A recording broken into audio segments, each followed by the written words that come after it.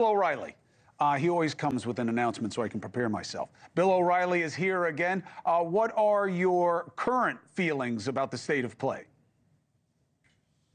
All right, so the latest propaganda out of the Trump campaign, and I use propaganda in a facetious way, but they told me just moments ago they're going to win, Trump will win North Carolina by 3%, and they'll win Georgia. They don't know what the tally will be, but they believe that the vice president is underperforming in Fulton County. What I found interesting about the early returns was the landslide in Florida.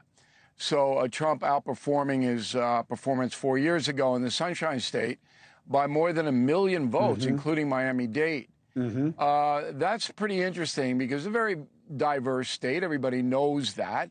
Not a particularly ideological state. There are a lot of elderly voters there, of course. And that was a real eye-opener, I think. And the last piece of information I have, it comes from a guy named Mark Halpern, who is very well respected. He used to work for ABC. And he says there's a lot of trouble in Wisconsin. And he believes that Wisconsin, last I heard, Trump will take it. I don't know about Wisconsin, though. That's just a real unsteady situation, particularly in Milwaukee. Big storms there tonight. That's held back some turnout. But the question that everybody watching NewsNation has to answer now, if you were Donald Trump or Kamala Harris, okay, which would you rather be? And I think Trump is in the lead there.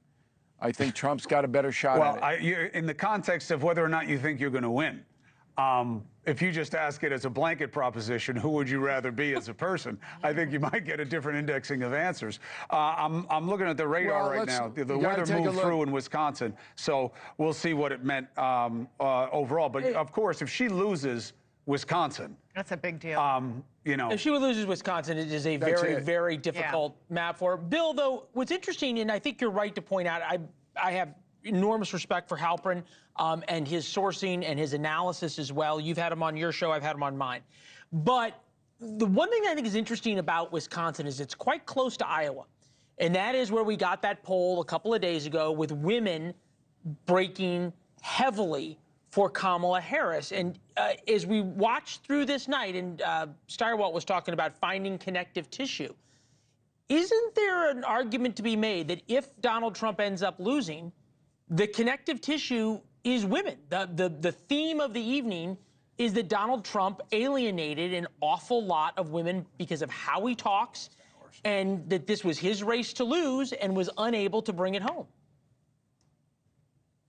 Yeah, I guess you could say that, but I don't know why you want to waste time on that now.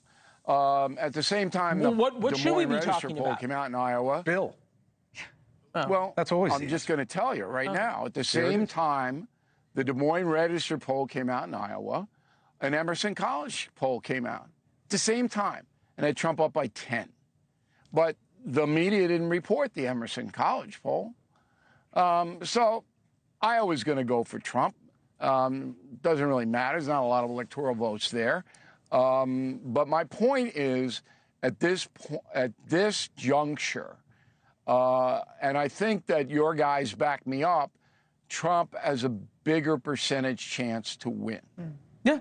No, right now, without seeing the vote in Wisconsin, very little in Pennsylvania and Michigan, Bill's right.